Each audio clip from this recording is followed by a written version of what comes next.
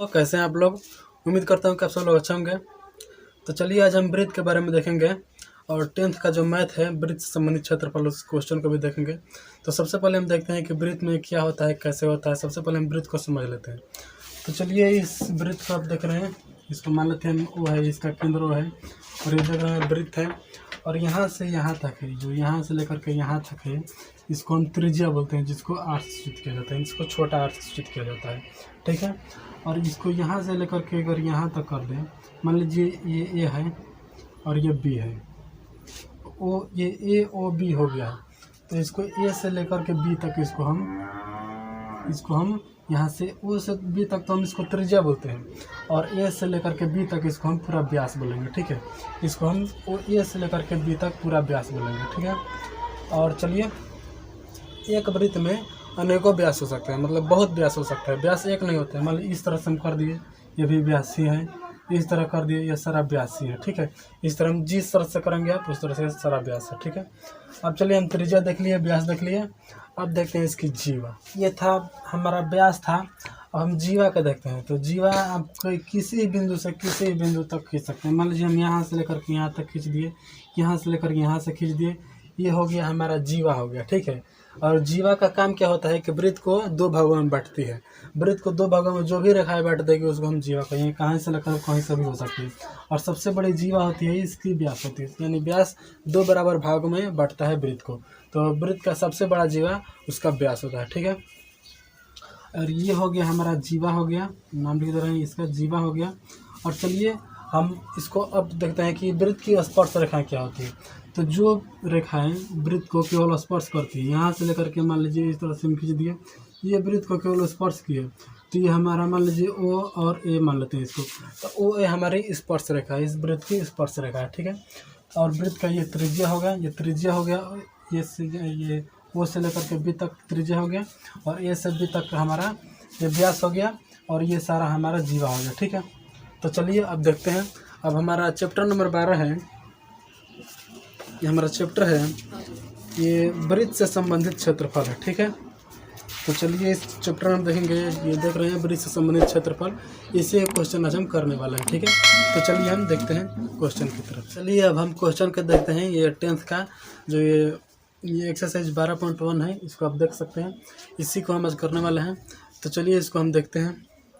तो ये हमारा एक्सरसाइज 12.1 है। ठीक है। 12.1 है, इसको हम देखेंगे। इसमें हमारा पहला क्वेश्चन कह रहा है कि दो वृत्तों की त्रिज्या क्रमशः 19 सेंटीमीटर और 9 सेंटीमीटर है। उस वृत्त की त्रिज्या ज्ञात कीजिए जिसकी परिधि इन दोनों वृत्तों की परिधियों के योग के बराबर हो। तो हमारा जो यहाँ पर दिया हुआ है, दो वृत्त दिया हुआ है, 19 सेंटीमीटर है, एक का त्रिज्या और दूसरे का त्रिज्या 9 सेंटीमीटर। तो हमारा इसको हम इसका केंद्र मान लेते हैं, वो मान लेते हैं, और इसका केंद्र ये मान लेते हैं। ये हमारा दो वृत्त दिया हुआ है। अब हमसे कह रहा है एक और वृत्त का हमें त्रिज्या ज्ञात करना है। एक और वृत्त हम बना लेते हैं यहाँ पर, एक और वृत्त, इसका त्रिज्या हमें मालूम नहीं है। ठीक है। इसका त्रिज्या हमें निकालना है। अब चलिए इसका त्रिज्या क्या होगा देखते हैं क्वेश्चन में। तो यहाँ पर इसके बाद दिया हुआ है कि त्रिज्या ज्ञात जिसकी परिधि इन दोनों वृत्तों के परिधियों के योग के बराबर हो, यानी इसका परिधि और इसका परिधि इन दोनों का योग होगा, जितना होगा उतना ही इसका परिधि होगा। ठीक है। तो चलिए पहले हम इन दोनों का परिधि निकालते हैं। तो इसका वृत्त का परिधि होता है 2πr। ठीक है। तो यहाँ पर आप लिख दे रहे हैं कि वृत्त का परिधि बराबर 2πr होता है। ठीक है। तो ये हमारा 2πr है, तो इसको हम r1 मान लेते हैं और इसको r2 मान लेते हैं, इसको बड़ा R मान लेते हैं। ठीक है। तो हम इसका इस दोनों का हमको परिधियों का योग निकालना है। तो ये हमारा 2πr1 प्लस 2πr2। तो हमारा पाई का जो मान होता है, जो पाई का वैल्यू होता है, अगर कुछ नहीं दिया होगा तो 22/7 होता है पाई का वैल्यू। अगर कुछ दिया हो तो उसको हम ले लेते हैं और कुछ नहीं दिया हो तो 22/7 मानते हैं पाई का मान। तो ये पाई का मान 22/7 हो गया और वृत्त का जो परिधि है 2πr हो गया। अब चलिए इसको हम जोड़ते हैं, 2πr1 प्लस 2πr2, इन दोनों का वृत्तों का परिधि जोड़ना है हमको। ठीक है। तो चलिए इसको हम जोड़ते हैं। तो इसमें देख रहे हैं कि यहाँ पर 2π और 2π कॉमन है, तो इसको हम कॉमन ले सकते हैं, दोनों में है। तो ये 2π हम यहाँ पर कॉमन ले सकते हैं। 2π ले लिया कॉमन, फिर r1 प्लस r2 बच रहा है। ठीक है। तो यहाँ पर 2 पाई और इंटू R1 का वैल्यू कितना दिया हुआ है तो 19 सेंटीमीटर, यानी 19 प्लस और 9 है। ठीक है, तो 19 प्लस 9 है, तो यहाँ 2 पाई है, तो 2 पाई इंटू 28 हो जाएगा। ठीक है, 19 और 9 28 हो जाएगा। अब इसको हम 28 में 2 से गुणा कर सकते हैं, लेकिन अभी इसको हम गुणा नहीं करते हैं क्योंकि अभी इसका मान निकालना है, इसका मान नहीं निकल, इसका तो सब कुछ दिया हुआ है, इसका मान निकालना है तो काटना पड़ेगा। ठीक है, तो इतना हम इसको रहने दे सकते हैं। ठीक है, और इसका जो त्रिज्या निकालना है। ठीक है, तो इसका त्रिज्या कैसा निकलेगा कि इसका परिधि है तो परिधि से ही निकलेगा। तो वृत्त का परिधि क्या होता है, वृत्त का परिधि 2 पाई होता है, तो हम 2 पाई और बड़ा वाला आर है इसमें, तो बड़ा वाला आर लेंगे।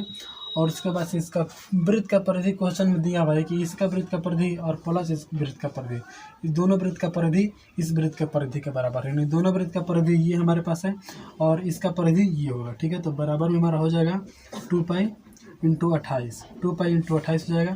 तो ये 2 पाई से हम 2 पाई कटा सकते हैं और हमारा बड़ा आर होगा 28 सेंटीमीटर हमारा आंसर आ जाएगा। अब ये आर का मान 28 सेंटीमीटर आंसर आ गया। ठीक है, तो चलिए चलते हैं। चलिए अगला क्वेश्चन देखते हैं। क्वेश्चन नंबर 1 था, अब चलिए क्वेश्चन नंबर 2 को हम देखते हैं। तो चलिए अब हम क्वेश्चन नंबर 2 को देखते हैं। तो चलिए हम क्वेश्चन नंबर 2 को पहले पढ़ लेते हैं। क्वेश्चन नंबर 2 क्या बोल रहा है, तो हमारा क्वेश्चन नंबर 2 बोल रहा है कि 2 वृत्त की त्रिज्या क्रमशः 8 सेंटीमीटर और 6 सेंटीमीटर है। उस वृत्त का त्रिज्या ज्ञात कीजिए जिसका क्षेत्रफल इन दोनों वृत्तों के क्षेत्रफल के योग के बराबर है। तो चलिए पहले क्वेश्चन में हमको 2 वृत्त दिया हुआ है, एक का त्रिज्या है 8 सेंटीमीटर, एक का 6 सेंटीमीटर। तो पहले हम 2 वृत्त बना लेते हैं और ये इसको हम 8 सेंटीमीटर मान लेते हैं और इसको हम 6 सेंटीमीटर मान लेते हैं। ठीक है, जिस सेंटीमीटर में है। ठीक है, इसको हम ओ मान लेते हैं केंद्र, इसका ए मान लेते हैं। ये 2 वृत्त दे दिया है। ठीक है, अब बोल रहा है कि उस वृत्त की त्रिज्या ज्ञात कीजिए जिसका क्षेत्रफल इन दोनों वृत्तों के क्षेत्रफल के योग के बराबर है। एक और वृत्त हमको बनाने के लिए बोल रहे हैं और ये कह रहा है कि इसका क्षेत्रफल और इसका क्षेत्रफल बराबर है, इसका और इसका क्षेत्रफल का योग जो होगा वो इसका क्षेत्रफल होगा। तो इसका त्रिज्या क्या होगा, यानी इन दोनों क्षेत्रफलों का योग जितना होगा वो अकेले इसका क्षेत्रफल का योग है, इसका क्षेत्रफल है। ठीक है, तो इसका त्रिज्या इतना है, इसका त्रिज्या इतना है, तो इसका त्रिज्या क्या होगा। तो चलिए देखते हैं। तो हम पाई का मान 22/7 ही मानेंगे और जो वृत्त का क्षेत्रफल होता है, इसमें वृत्त का क्षेत्रफल का सूत्र लगेगा। तो हम वृत्त का क्षेत्रफल यहाँ पर लिख दे रहे हैं कि वृत्त का क्षेत्रफल बराबर होता है पाई आर स्क्वायर, और इसमें भी 2 आर है, तो इसको हम R1 मान लेते हैं और इसको R2 मान लेते हैं और इसको भी हम बड़ा आर मान लेते हैं। ठीक है, तो चलिए हम पहले इन दोनों के क्षेत्रफल का योग निकालते हैं, योग कितना आता है। तो हम लिखेंगे यहाँ पर पाई R1 का स्क्वायर प्लस पाई R2 का स्क्वायर। तो इसमें पाई और पाई दोनों में है, तो पाई को हम कॉमन ले सकते हैं। तो हम पाई को यहाँ से कॉमन ले लिए, यहाँ पर पाई हम कॉमन ले लेते हैं और उसके बाद से इसका जो कॉमन लेंगे तो यहाँ पर R1 बचेगा, इस पर R2 बचेगा। यहाँ पर R1 का स्क्वायर प्लस R2 का स्क्वायर। ठीक है, अब चलिए हम यहाँ पर पाई ले लेते हैं और R1 कितना दिया हुआ है, हमारा R1 दिया हुआ है 8 और R2 दिया हुआ है 6। तो हम ये 8 का स्क्वायर प्लस 6 का स्क्वायर कर लेते हैं। तो 8 का स्क्वायर 8 है 64, अच्छा 6 के 36, यानी 100 पाई हो जाएगा। ये 64 और प्लस 36 ये हमारा 100 हो जाएगा। ठीक है, तो 64 और 36 100 हो जाएगा। तो हमारा पाई 100, यानी इसको हम 100 पाई बोल सकते हैं, इसको हम 100 पाई, इस दोनों का क्षेत्रफल जो होगा वो 100 पाई हो जाएगा। अब इसका क्षेत्रफल जो है हमारा 100 पाई दिया हुआ है। ठीक है, इन दोनों का क्षेत्रफल का योग 100 पाई है और इन दोनों का क्षेत्रफल का बराबर इसका अकेले है। तो चलिए इसका तो हमारा क्षेत्रफल निकल गया कि 100 पाई है। अब चलिए इसका हम त्रिज्या निकालते हैं कितना होगा। तो चलिए इसका हम अब आर का मान निकालते हैं। तो इस त्रिज्या ये हमारा सूत्र मान लेते हैं, ये जो सूत्र है ये वृत्त का क्षेत्रफल का, तो इस वाले क्षेत्रफल को हम निकालेंगे। तो पाई और बड़ा आर का स्क्वायर बराबर हमारा कितना हो जाएगा, 100 पाई हो जाएगा, हमारा 100 पाई हो जाएगा। तो हम इस पाई से पाई को कटा सकते हैं।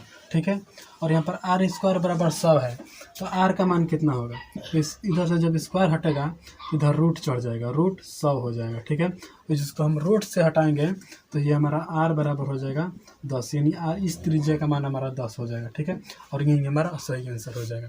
ठीक है, तो चलिए आज के लिए बस इतना ही, फिर किसी अगले वीडियो में मिलेंगे। इसके बाद वाला क्वेश्चन जो है, इसके बाद से और 3 क्वेश्चन है तो उसको हम अगले वीडियो में बता देंगे। और ये वीडियो आपको कैसा लगा कमेंट बॉक्स में ज़रूर बताइएगा। और अभी तक हमारे यूट्यूब चैनल को सब्सक्राइब नहीं किए हैं तो ये सब्सक्राइब कर लीजिएगा और वीडियो को लाइक करके शेयर कीजिएगा अपने दोस्तों के साथ। तो चलिए किसी अगले वीडियो में फिर मिलेंगे इसके बाद वाले क्वेश्चन के साथ। तब तक के लिए जय हिंद, जय भारत।